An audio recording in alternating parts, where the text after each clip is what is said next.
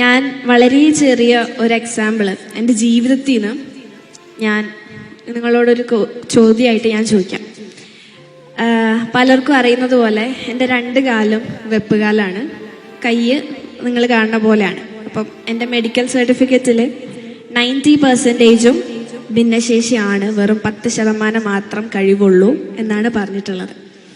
നിങ്ങളുടെ മുമ്പിൽ ഇപ്പോൾ ഒരു എന്താ പറയുക 12 ലക്ഷം രൂപ നിങ്ങളുടെ മുമ്പിൽ കൊണ്ട് വെക്കാന്ന് വിചാരിക്കാം. ആ പൈസ കൊണ്ട് ഒരു ഭിന്നശേഷിക്കാരിയായിട്ടുള്ള എന്നോടിപ്പം നിനക്ക് പുതിയ കാല് വാങ്ങണോ അതോ കാറ് വാങ്ങണോ എന്ന് വെച്ചിട്ടുണ്ടെങ്കിൽ എനിക്ക് പറയാൻ പറ്റുന്നത് എനിക്ക് കാല് വേണമെന്നാണ്. കാരണം എന്താണെന്ന് വെച്ചാൽ എനിക്ക് അതിൻ്റെ ഇല്ലായ്മ, കാല് എന്നുള്ളൊരു സംഭവത്തിൻ്റെ ഇല്ലായ്മ ജീവിതത്തിൽ ഇത്രയും കാലം മനസ്സിലാക്കിയതുകൊണ്ട് എനിക്കൊരു പക്ഷെ ഒരു കാറിനേക്കാളും വിലയേറിയതാണ് എൻ്റെ കാലെന്ന് പറയുന്നത്. അപ്പം നമ്മുടെയൊക്കെ ജീവിതത്തിൽ നമ്മളിപ്പോൾ ആ കാക്ക ഈസി ആയിട്ട് നടന്നു പോകുന്നുണ്ട്, പക്ഷെ നമ്മൾ ഒരിക്കലും മനസ്സിലാക്കുന്നില്ല നമുക്ക് തന്നിട്ടുള്ള അനുഗ്രഹങ്ങളൊക്കെ നമ്മൾ ചോദിച്ചിട്ട് വാങ്ങിയതൊന്നല്ല. പഠിച്ചവനോട് എനിക്ക് കൈ വേണം, എനിക്ക് കാല് വേണം എന്ന് പറഞ്ഞിട്ട് നിങ്ങൾ ചോദിച്ചിട്ട് തന്നൊന്നല്ല കാല്, പക്ഷെ ഞാൻ ചോദിക്കാഞ്ഞത് കൊണ്ട് എനിക്ക് തരാതെന്തും അല്ല. ഇതൊക്കെയാണ് നമ്മുടെ ജീവിതത്തിൽ കിട്ടുന്ന അനുഗ്രഹങ്ങൾ എന്ന് പറയുന്ന കാര്യങ്ങൾ. അത് പലപ്പോഴും നമ്മുടെ ഈ ജീവിതത്തിൻ്റെ ആ ഒരു ഓട്ടത്തിൽ മറന്നുപോകും. സ്വാഭാവികമാണ്. കാരണം നമ്മൾ സങ്കടം വരുമ്പോഴോ പ്രയാസത്തിലിരിക്കുമ്പോഴോ ഓർക്കുന്നത് പിന്നെ സങ്കടമുള്ള കാര്യങ്ങളായിരിക്കും, അല്ലാതെ പോസിറ്റീവായിട്ടുള്ള സാധനങ്ങൾ ഓർക്കാനായിട്ട് പലപ്പോഴും നമുക്ക് പറ്റാറില്ല. അത് നമ്മളുടെ ആരുടെ കുഴപ്പമില്ല, നമ്മുടെ മാനസികാവസ്ഥ അങ്ങനെ ആയതുകൊണ്ടാണ്. പക്ഷെ എന്തൊക്കെയാണെങ്കിലും ഇപ്പോൾ ഉന്നത വിജയം നേടിയിട്ടുള്ള ഈ കുട്ടികളോടും അവരുടെ മാതാപിതാക്കളോടും എനിക്ക് പറയാനുള്ളതാണ്, എപ്പോഴും വിജയിക്കണം എന്ന് മാത്രമല്ല, നമ്മൾ ജീവിതത്തിൽ പലപ്പോഴും പരാജയപ്പെട്ടു പോകാം. പക്ഷേ എന്ത് പരാജയമാണെങ്കിലും, ഇപ്പോൾ കുട്ടികൾ എന്തെങ്കിലും പരീക്ഷയ്ക്ക് തോറ്റിട്ടുണ്ടെങ്കിലും പ്രിയപ്പെട്ട പാരൻസിനോട് പറയാനുള്ളത്, ഒരു പരീക്ഷയുടെ മാർക്കോ അല്ലെങ്കിൽ ഒരു തോൽവിയോ അല്ല ആ കുട്ടീനെ ഡിഫൈൻ ചെയ്യുന്നത്. ആ കുട്ടീൻ്റെ ഇനിയുള്ളൊരു കാലം, ഇനിയുള്ള ജീവിതം മുഴുവൻ തീരുമാനിക്കുന്നത് ഈ മാർക്ക് മാത്രമല്ല. എത്ര മാർക്ക് ഉണ്ടെങ്കിലും നമ്മുടെ ഉള്ളൊക്കെ മര്യാദക്ക് നല്ല സ്വഭാവം ഉണ്ടെങ്കിൽ നമ്മൾ ഏത് ഉന്നതിയിലും എത്തും. പക്ഷേ നമുക്ക് നല്ല ആളുകളോട് അടുത്ത് പെരുമാറാനുള്ള ഒരു സ്വഭാവം നമുക്കില്ലെങ്കിൽ അത് പിന്നെ നമ്മുടെ ജീവിതം തന്നെ അർത്ഥമില്ലാത്തൊരു കാര്യമായിട്ട് മാറും. ഇന്നിപ്പോൾ നമ്മുടെ നാടിന് വേണ്ടി ഒരുമിച്ച് നിന്ന് കുട്ടികളുടെ ഉന്നമനത്തിന് വേണ്ടിയിട്ട് ഒരുപാട് കാര്യങ്ങൾ ചെയ്യാൻ കുറച്ച് നല്ല മനസ്സുള്ള ആളുകൾ ഇന്ന് ഈ ഭൂമിയിലുള്ളത് കൊണ്ടാണ് ഇന്നും നമുക്കൊക്കെ ഉഷാറായിട്ട് മുന്നോട്ട് പോകാൻ പറ്റുന്നത്. ശരിക്കും പറഞ്ഞിട്ടുണ്ടെങ്കിൽ എൻ്റെ മുമ്പിലിരിക്കാൻ നിങ്ങൾ ഓരോരുത്തരും ഭയങ്കര ലക്കിയാണ്. കാരണം ഒരു സ്കൂളിൽ അഡ്മിഷൻ കിട്ടണമെങ്കിൽ അല്ലെങ്കിൽ ഒരു കോളേജിൽ അഡ്മിഷൻ കിട്ടണമെങ്കിൽ ഫീസ് ഒരു വലിയ കടമ്പയാണ്, അത് ശരിയാണ്. പക്ഷെ അല്ലാതെ ഫീസും മാർക്കും അല്ലാതെ ഫിസിക്കലി നിങ്ങൾ എങ്ങനെയാണോ അതിൻ്റെ ഒരു പേരിൽ ചിലപ്പോൾ നിങ്ങളെ ഒരിക്കലും മാറ്റി നിർത്തിയിട്ടുണ്ടാവില്ല. പക്ഷെ ഇന്നിപ്പോൾ എല്ലാവരും ഐഡൻറ്റിഫൈ ചെയ്യുന്ന നൂർജലീല എന്ന് പറയുന്ന ചിരിച്ചുകൊണ്ടിരിക്കുന്ന ഈ ഞാൻ ഒരുപാട് അനുഭവിച്ചിട്ട് തന്നെയാണ് ഇന്ന് ഇവിടെ ചിരിച്ചുകൊണ്ട് നിൽക്കാനായിട്ട് പറ്റുന്ന ഒരവസ്ഥയിൽ എത്തിയിട്ടുള്ളത്. അതിന് ഏറ്റവും എനിക്ക് ധൈര്യം തന്നിട്ടുള്ളത് എൻ്റെ പാരൻസ് തന്നെയാണ്. എപ്പോഴും എൻ്റെ കൂടെ വരാറുള്ളത് ആളാണ്. ഞാൻ അങ്ങനെ പൊക്കിയടിക്കൊന്നുമല്ല, പക്ഷേ എന്തൊക്കെയാണെങ്കിലും, എന്തൊക്കെ കച്ചറുണ്ടാക്കിയിട്ടുണ്ടെങ്കിലും, എന്തൊക്കെ ചൂടായിട്ടുണ്ടെങ്കിലും, ഒച്ചിട്ടിട്ടുണ്ടെങ്കിലും നമ്മുടെ ഉള്ളിൻ്റെ ഉള്ളിൽ ചില ആൾക്കാർ കയറിയിരിക്കുന്ന സ്ഥലങ്ങളുണ്ടാവും അല്ലേ, അത് വേറെ ഒരാൾക്കും എടുക്കാൻ പറ്റില്ല. അങ്ങനത്തെ എനിക്ക് ഏറ്റവും പ്രിയപ്പെട്ട 2 ആൾക്കാരാണ് എൻ്റെ ഉമ്മയും ഉപ്പയും. വേദിയിൽ എൻ്റെ മുമ്പിൽ ഇരിക്കുന്നുണ്ട്, എല്ലാ പരിപാടിക്കും വരാറുണ്ട്. എൻ്റെ പാരൻസിൻ്റെ അവസ്ഥ ഞാൻ ചിലപ്പോൾ ആലോചിച്ച് നോക്കാറുണ്ട്. ചിലപ്പോൾ നമ്മുടെ പ്രായമാണ്, ഇങ്ങനെ ഒന്ന് പറഞ്ഞ് രണ്ടാമത്തേന് തിരിച്ചങ്ങോട്ട് പറഞ്ഞ് കച്ചറുണ്ടാക്കുന്ന ടീംസാണ് നമ്മളൊക്കെ. അപ്പോൾ ഞാനിങ്ങനെ ആലോചിക്കാറുണ്ട് ചിലപ്പോൾ ഒറ്റക്കൊക്കെ ഇരിക്കുമ്പോൾ, എന്നെ ജനിച്ച സമയത്ത് ചിലപ്പോൾ നിങ്ങളൊക്കെ കേട്ട ഡയലോഗായിരിക്കും ഇത്, പക്ഷെ എന്നാലും പ്രശ്നമില്ല. ആ സിനാരിയോ ഒന്ന് ആലോചിച്ച് നോക്കാം. ഡോക്ടർ വന്നിട്ട് പറയാണ് കുട്ടിക്ക് 2 കൈയും 2 കാലും ഇല്ല, എന്താ ചെയ്യേണ്ടതെന്ന് ചോദിക്കുമ്പോൾ, ഇപ്പോൾ എൻ്റെ ബാക്കിലിരിക്കുന്ന ഈ വലിയ ആളുകളൊക്കെ പലവരും വാപ്പമാരായിരിക്കും. ഇപ്പം നിങ്ങൾക്കൊക്കെ പറഞ്ഞാൽ ചിലപ്പോൾ മനസ്സിലാവും അല്ലേ. ഇങ്ങനെ കുട്ടീനെ കാത്തു നിൽക്കുമ്പോൾ ഇങ്ങനെ പ്രയാസമുള്ളൊരു കുട്ടിയാണ് എന്ന് പറയുമ്പോൾ എന്തായിരിക്കും ആ മാനസികാവസ്ഥ അല്ലേ? നമ്മളെ ലൈഫ്, ആ കുട്ടീൻ്റെ ലൈഫ് ഇനി ജീവിക്കുകയോ അല്ലെങ്കിൽ മരണമാണോ അതോ ഇനി കൊല്ലുവോ എന്താണെന്നറിയില്ല. അങ്ങനത്തെ ഒരവസ്ഥയാണ്. അങ്ങനത്തെ ഒരു സാധനത്തിൽ നിന്ന് ഇനി കുട്ടീനെ കാണണോ എന്നുള്ളൊരു ചോദ്യം മുമ്പിൽ വന്നു. അത് ശരിക്കും ജീവിക്കണോ മരിക്കണോ എന്ന് ഡയറക്റ്റ്ലി ചോദിച്ച മാതിരിയായിരുന്നു അല്ലേ? അങ്ങനത്തെ ഇതിൽ നിന്ന് കയറി പോന്ന് ഇന്നിപ്പോൾ ഇവിടം വരെ എത്തിയ ഒരാളാണ് ഞാൻ. അപ്പം നമ്മളൊന്ന് ആലോചിച്ച് നോക്കാം. ലൈഫ് ഒരിക്കലും എളുപ്പമല്ല, ഒരിക്കലും എളുപ്പമല്ല. നമ്മൾ വെറുതെ വിചാരിക്കുകയാണ് ലൈഫ് സിമ്പിളാണ്, ലൈഫ് ബ്യൂട്ടിഫുള്ളാണ്. ലൈഫ് ഒന്നുമല്ല. നമ്മൾ കഷ്ടപ്പാടുണ്ടെങ്കിലേ ലൈഫ് അടിപൊളിയാവുള്ളൂ. ഇപ്പം ചെറിയൊരു ഉദാഹരണം പറയാം. നമ്മളെല്ലായ്പ്പോഴും സന്തോഷിക്കുകയാണെങ്കിൽ ഒരു വൈബ് ഉണ്ടാവില്ല അല്ലേ? ഇപ്പം എന്താ പറയുക, നമുക്കൊക്കെ എല്ലാത്തിനും നല്ല അടിപൊളി ഫുള്ള് മാർക്ക്, ഇങ്ങനെ ടോപ്പ് മാർക്കുകൾ മാത്രമായിട്ട് പോകുമ്പോൾ ഇടയിൽ ഏതെങ്കിലും ഒരു സബ്ജക്റ്റിന് മാർക്ക് കുറയുമ്പോൾ നമുക്ക് എന്താ അതെന്ന് നമ്മൾ ആലോചിക്കും.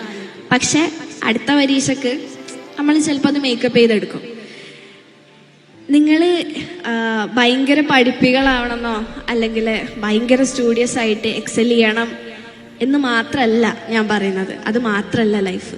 നമ്മുടെ ഉള്ളിൽ മറ്റുള്ളവരെ സഹായിക്കുക.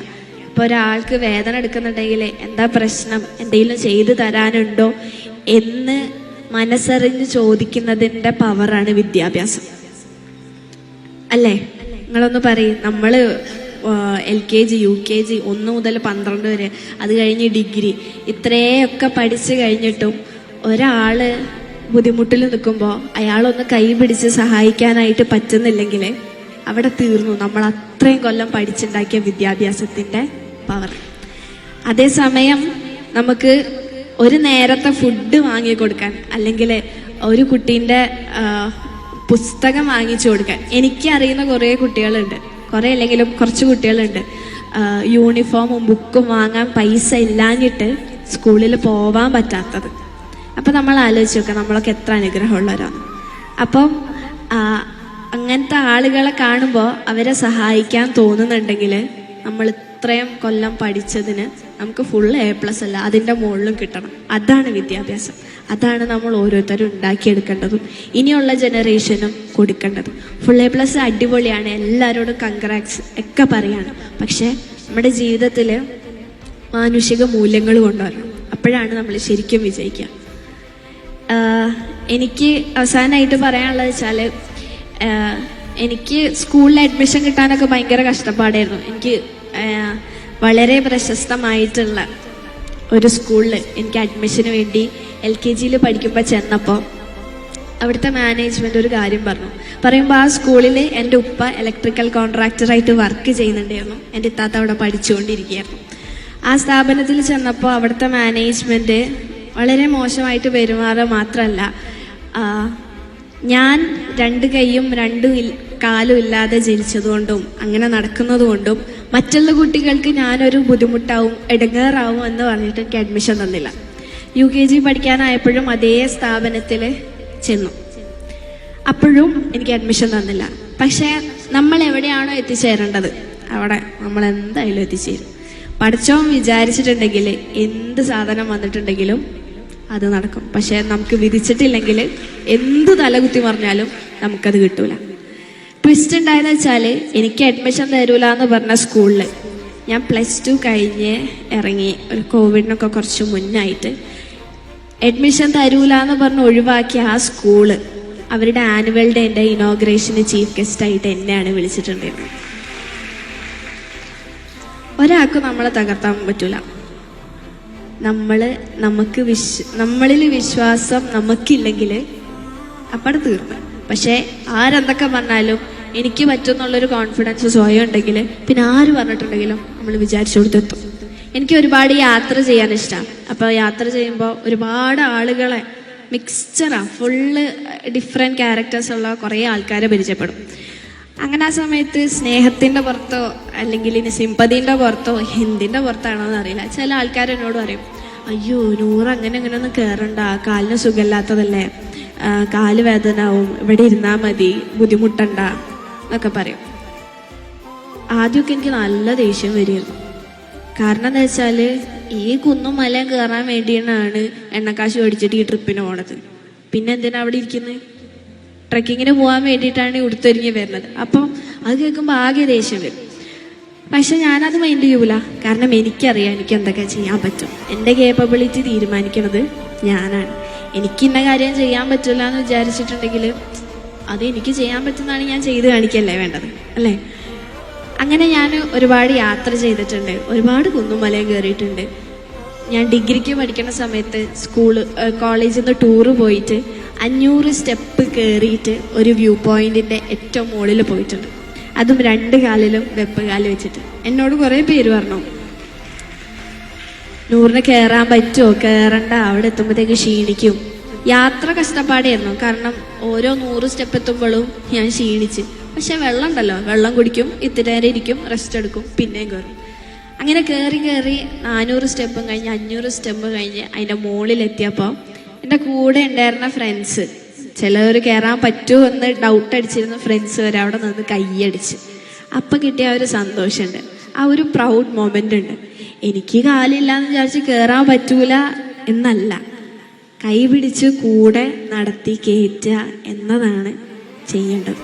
ഇനി നിങ്ങളൊക്കെ പഠിച്ച് വലുതായി നിങ്ങൾ ജോലി ചെയ്യുന്ന സ്ഥാപനങ്ങളിലൊക്കെ എന്താ പറയുക, നടക്കാനോ ശാരീരികമായി എന്തെങ്കിലും പ്രയാസം അനുഭവിക്കുന്ന ആരെങ്കിലും ഉണ്ടെങ്കിൽ അവർ ചേർത്ത് പിടിക്കുകയാണ് ചെയ്യാനുള്ളത്.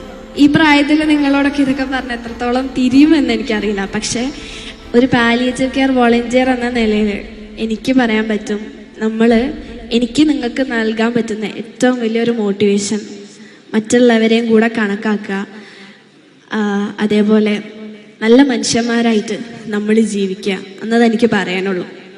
ഇപ്പം ചെറുപ്പത്തിലൊക്കെ ഇങ്ങനെ ബസ്സിൽ പോകുമ്പോൾ ഒക്കെ, ചെറുപ്പത്തിൽ നിന്നല്ല ഇപ്പോഴും അങ്ങനെ തന്നെയാണ്, ബസ്സിൽ പോകുമ്പോൾ ആൾക്കാരൊക്കെ ഇങ്ങനെ നോക്കും, അയ്യോ ആ കുട്ടിക്ക് കൈയില്ലാലേ കാലില്ലാലേ. കണ്ടാൽ മനസ്സിലാവുന്ന കാര്യമാണ് അല്ലേ? നിങ്ങൾക്കൊക്കെ കണ്ടാൽ മനസ്സിലാവില്ലേ എനിക്ക് കൈയില്ലാന്ന്? അല്ലേ? ഇല്ലേ? അപ്പം കണ്ടാൽ മനസ്സിലാവുന്ന കാര്യം പിന്നെയും ചോദിച്ച് വേദനിപ്പിക്കുന്ന ആളുകൾ ഇപ്പോഴും ഉണ്ട്. പക്ഷെ അങ്ങനത്തെ അല്ലാത്ത ആളുകളും ഉണ്ട്. അപ്പം എന്നോടിപ്പോൾ ആരെങ്കിലും കാലില്ലേന്ന് ചോദിക്കുമ്പോൾ കയ്യില്ലേന്ന് ചോദിക്കുമ്പോൾ ഞാൻ പറയും ഇല്ല എനിക്ക് കാലുമില്ല എന്ന് പറയും. കാരണം എനിക്ക് പറയാൻ മടിയൊന്നുമില്ല. കാരണം ഞാൻ എങ്ങനെയാണോ അങ്ങനെ ഞാൻ എന്നെ അംഗീകരിച്ചിട്ടുണ്ട്. അതുകൊണ്ട് തന്നെ എനിക്കിന് മുന്നോട്ട് പോകാനായിട്ട് സാധിക്കും. പഠിച്ചാൽ സഹായിച്ച് എൻ്റെ ഉമ്മ എപ്പോഴും എനിക്ക് പറഞ്ഞു തരാറുള്ള കാര്യമാണ്, നമ്മളെക്കാളും താഴെയുള്ളവരെ കുറിച്ച് ചിന്തിക്കുമ്പോഴാണ് നമുക്ക് കിട്ടിയിട്ടുള്ള അനുഗ്രഹങ്ങളുടെ മൂല്യം നമുക്ക് മനസ്സിലാക്കാനായിട്ട് സാധിക്കുക എന്നുള്ളത്. എല്ലാ അനുഗ്രഹങ്ങളും എല്ലാം കംപ്ലീറ്റ് ആയിട്ട് നമുക്ക് ആർക്കും ജീവിക്കാൻ പറ്റില്ല. ചെറിയ ചെറിയ കാര്യങ്ങളിൽ സന്തോഷം കണ്ടെത്തുക. പിന്നെ എന്തൊക്കെയാണെങ്കിലും അൾട്ടിമേറ്റ്ലി എൻ്റെ കൺസെപ്റ്റിൽ പഠിച്ചോന്ന് പറഞ്ഞിട്ടുണ്ടെങ്കിൽ എനിക്ക് ഏറ്റവും നന്ദി തോന്നുന്ന ഒരു പവറാണ്. കാരണം ഇത്രയൊക്കെ ഒരുപാട് അനുഗ്രഹങ്ങൾ ഒന്നും വേണ്ട. നമുക്ക് ഇപ്പം എന്തെങ്കിലും വിഷമം ഉണ്ടെങ്കിൽ നമ്മൾ ചിലപ്പോൾ കുട്ടികൾ ചെക്കന്മാരൊക്കെ അങ്ങനെ പറയും, നമുക്ക് ട്രിപ്പ് പോവാം, അപ്പോൾ ഇന്ന് ഉഷാറാവും.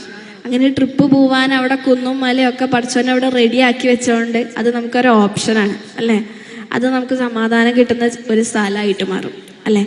അപ്പോൾ അതിനൊക്കെ അൽഹംദുലില്ലാ എന്ന് പറയുക എന്നതാണ് ഞാൻ കണക്കാക്കുന്ന പഠിച്ചം.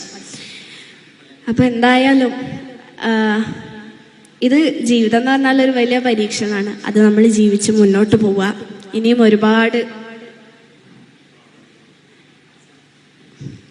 ഒരുപാട് വഴിത്തിരിവുകൾ ഇനിയും നമ്മുടെ ലൈഫിൽ ഉണ്ടാകും തീർച്ചയായിട്ടും. അപ്പോൾ ഒന്നിലും പതറിയാലും കുഴപ്പമൊന്നുമില്ല, പക്ഷേ നിർത്തി പോവാൻ ഞാൻ മതി. നമ്മളാരും ഉഷാറോടുകൂടി തന്നെ എന്ത് പ്രയാസമാണെങ്കിലും മുന്നോട്ട് പോവുക. മുന്നോട്ട് പോകുമ്പോഴാണ് നമുക്ക് മനസ്സിലാവുക നമ്മളുടെ ശരിക്കിനുള്ള പവർ എന്താണ്. അല്ലേ?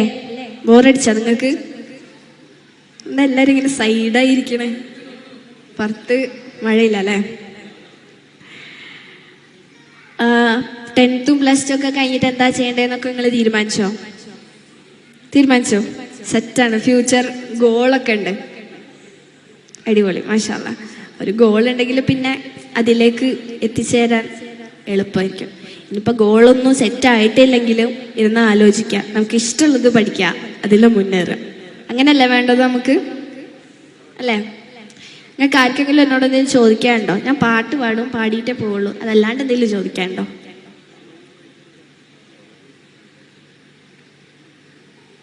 ഉണ്ടോ?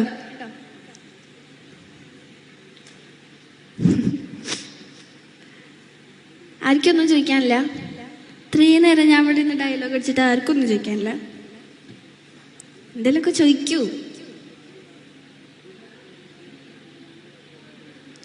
ക്ലാസ്സിൽ ചോദ്യം ചോദിക്കാനായിട്ട് ടീച്ചർ ഇങ്ങനെ നിൽക്കുമ്പോൾ എല്ലാവരും തലയും താഴ്ത്തിരിക്കും. അതുമാതിരി ഫ്രണ്ടിൽ എല്ലാ തട്ടങ്ങളും.